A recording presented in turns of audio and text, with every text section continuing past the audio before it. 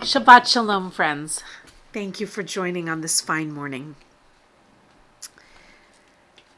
I was thinking as our service was going that it is a fortunate happenstance that our Torah reading today was from the first section of the Parsha, talking about the tremendous, probably circus-like activity that was required to set up the Mishkan, the tabernacle. We skipped the part about the suspected adulteress, perhaps just as well.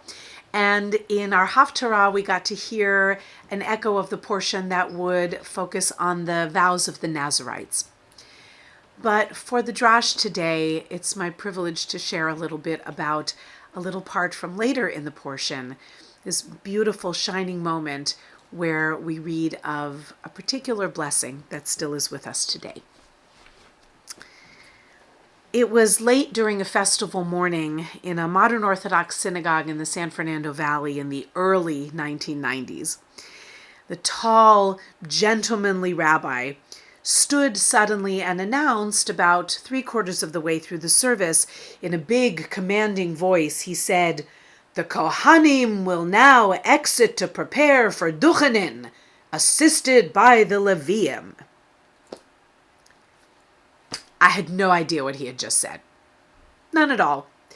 I knew that there were members of the congregation who counted themselves descendants of the Kohanes and the Levites, and that they enjoyed certain privileges in that traditional community as a result, such as being called first and second to the Torah every week. But what they were being called to do at that moment was a total mystery to me in those days. I watched as a small but noticeable number of men filed out, only men, and a few minutes later they returned, some of them in stocking feet, which I couldn't tell at that moment from my position in the women's section, a little bit raised up, but behind a mechitza. I learned later they were in stocking feet. Full disclosure.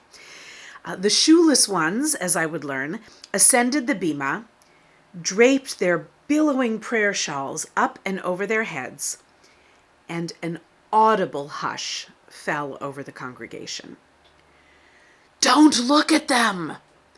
the woman next to me whispered urgently. Children ran under their fathers' prayer shawls, and women demurely lowered their hatted heads. I averted my eyes as best I could, but not having experienced anything like that before, and being admittedly hatless, I confessed I peeked. Swaying, ghostly figures, hands outstretched and identities concealed, sang a haunting nigun. Ay, ay, ay, ay, ay, ay, ay, ay, ay, ay, ay, ay, ay, ay, ay, ay, ay, ay, ay.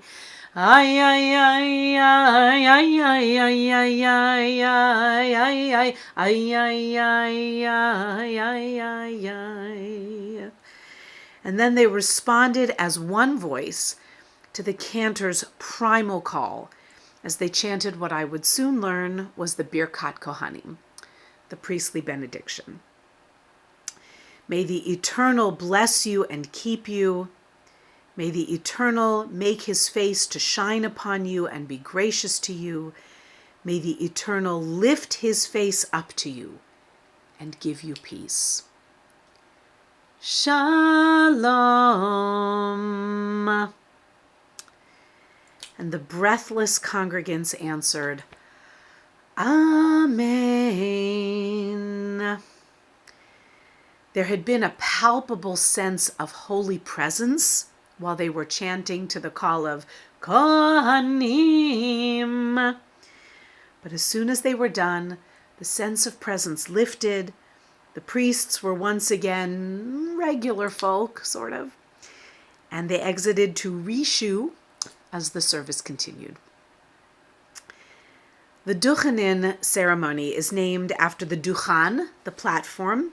It was a raised stage where the benediction has been given since antiquity. Following the time-honored practice of the Leviim acting as aides to the Kohanim, a Levite washes the Kohen's hands while the Kohen slips off his shoes. They don't speak between the hand washing and the blessing, very akin to washing hands before eating bread. And that adds this sense of profundity and suspense. Now, I assumed that the shoes came off to follow in the humble posture and footsteps of Moses and Joshua, both of whom, by the way, were told to remove their sandals in the presence of God. For the place upon which you stand is holy ground, in Exodus 3 and Joshua 5. Now, that works pretty well. That's a good explanation. But there are other, little more quotidian reasons that are given in the Talmud, such as that a Kohen could not bless the people with mud on his shoes, and that a Kohen with broken or undone shoelaces or sandal straps on the public duchan would have been an embarrassment, and he would have felt likely the necessity to bend down and fix his shoe, and in the process he might have forgotten to make the blessing. This, according to the rabbis in Talmud Sota 40a, might have been read as an admission that perhaps this man wasn't actually an authentic Kohen. So in order to avoid it, the shoes went off. Now, customs for this ancient ceremony vary widely, including how often it's done. By the way, choices range from every day to only on festivals to never. But I've seen entire families turn away altogether during the blessing, and many consider that to be disrespectful of the Kohanim. Now, why do we look away at all? Why was the woman next to me so concerned that I not look at them, at the Kohanim, while they were giving the blessing?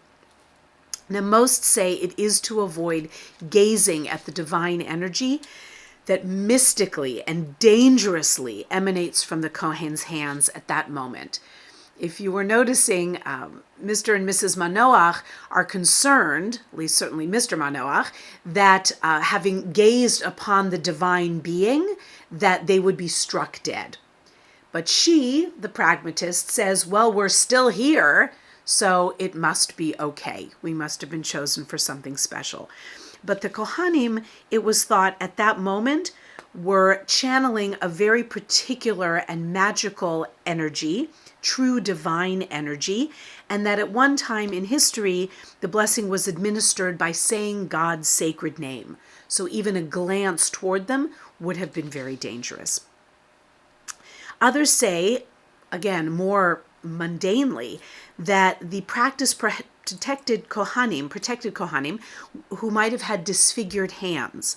Now, this is fascinating, actually, because the Torah expressly prohibits Kohanim from serving if they have any sort of disfigurement. But apparently long, long ago, this prohibition was lifted, and there were Kohanim recorded in history who had disfigured hands, so that it was to protect them from any kind of shame or embarrassment, and to protect anyone in the congregation from staring, as human beings are sometimes wont to do, at people with differences.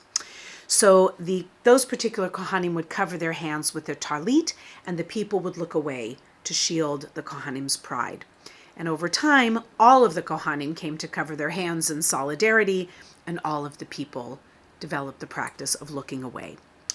Now, as for the hands, you're likely thinking that the Kohanim generally do this one particular movement with their hands, but there isn't one uniform practice. Many hold their hands in this lattice-style configuration. It's considered to represent 5 windows that allow the divine presence to refract through. Yes, it's eerie and otherworldly, so much so that the late Leonard Nimoy, known as Mr. Spock, borrowed it for the iconic Star Trek blessing to live long and prosper. I imagine that there are Trekkies who know the origin of this gesture, but probably not all of them.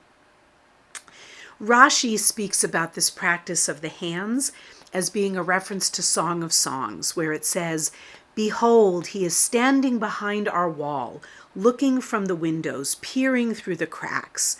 And the rabbis interpret looking from the windows to mean that the divine presence rests above the hands of the Kohanim and peers through the cracks of their fingers when the blessing is given. Now, many moderns are understandably uncomfortable about perpetuating anything of that old elite stratification of the priestly caste and their Levitical attendants. I can understand that certainly and even resonate with that a little bit. We haven't had the temple for 2,000 years, and to continue a hierarchy of who comes to the Torah, who performs this puzzling ritual like the Duchanin, seems maybe a little bit irrelevant. But there's not much denying that something special happens when these 3 lines from the book of Numbers are given. Each line is a little more intense, a little more expansive than the one before. When they're shared, as they have been for eons in all corners of Jewish life, even by those with no claim of priestly ancestry, something special happens. Cantors of all backgrounds recite the blessing as part of a regular service. Countless parents bless their children with the Birkat Kohanim every Friday night. Officials and guests raise their hands over wedding couples and pray that the new family will have peace in their home. Clergy take B'nai Mitzvah of all ages to the open ark, place their hands on the students' heads, and offer these words in the hope that the divine presence, in whatever way we imagine it to be manifest, will illuminate their lives. In spoken words and glorious musical settings, the priestly benediction leaves an indelible mark. For anyone graced with visiting the Israel Museum in Jerusalem, make sure you stop at a small exhibit displaying the oldest piece of the Hebrew Bible that we have. It's an amulet found in a grave site from the First Temple period with the words of these priestly benediction written in Proto-Hebrew. It was a remarkable discovery to confirm that people, regular people, knew this blessing thousands of years ago, and that it made them feel protected and safe.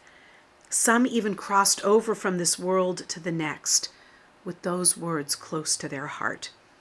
These are 3 extraordinary little lines. When things get to be too frightening, too noisy, too heavy, or even just simply too much, we can return to these 3 little lines that reach across the millennia and call to us still. May we be warmed and comforted by them, even today. Shabbat Shalom.